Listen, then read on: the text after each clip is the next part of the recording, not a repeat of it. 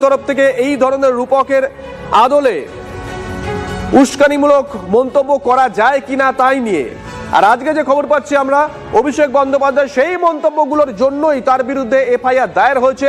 Bidhannagar cyber crime থানায় FIR রুজু রাজ্য পুলিশের তরফ থেকে। যে কটা ধারা দেওয়া হয়েছে তার মধ্যে বেশ কয়েকটা জামিন অযোগ্য।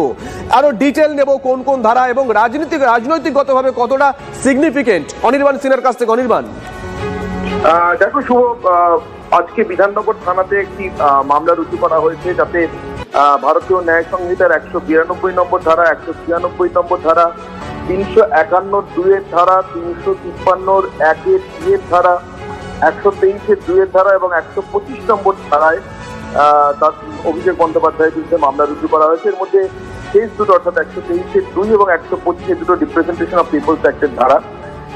আজকে রাজীব সরকার নামে জনিত ব্যক্তি, তিনি তার করা অভিযোগের ভিত্তিতে এই মামলা রুজু করা হয়েছে। যে মামলাতে নির্বাচনের প্রচার চলাকালীন পর্বে অভিষেক বন্দ্যোপাধ্যায় যে সমস্ত মন্তব্য করেছেন রাজীব সরকারের বক্তব্য অনুযায়ী, যে মন্তব্যগুলো হিংসাতে প্রণোদনা জুগিয়েছে অর্থাৎ ইনস্টিগেট করেছে এবং যে মন্তব্যের জেরে আরো ভয়ঙ্কর রকমের হিংসাত্মক ঘটনা ঘটে যেতে পারত বলে তিনি শঙ্কা প্রকাশ করছেন।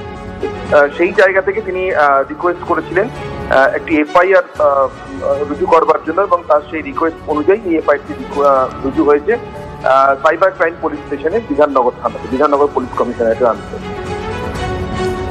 সঙ্গে থাকো। এই মুহূর্তের বড় খবর, অভিষেক বন্দ্যোপাধ্যায়ের বিরুদ্ধে এফআইআর দায়ের। বিধাননগর সাইবার ক্রাইম থানায় এফআইআর রুজু রাজ্য পুলিশের।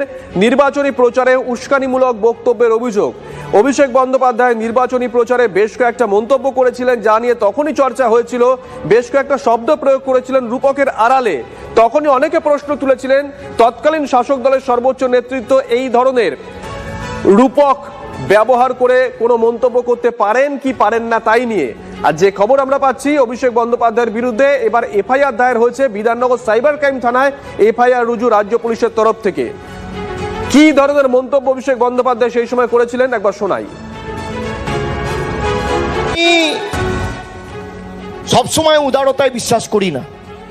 যারা 5 বছর ধরে অত্যাচারিত করেছে বাংলার মানুষকে, আইন সবার জন্য এক, আমরা সবাই আইনকে শ্রদ্ধা করি, গণতন্ত্রে বিশ্বাস করি।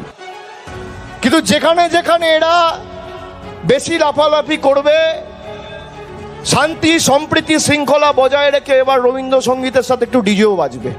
কেউ শালীনতার গণ্ডি বেরোবেন না। আমরা বদলার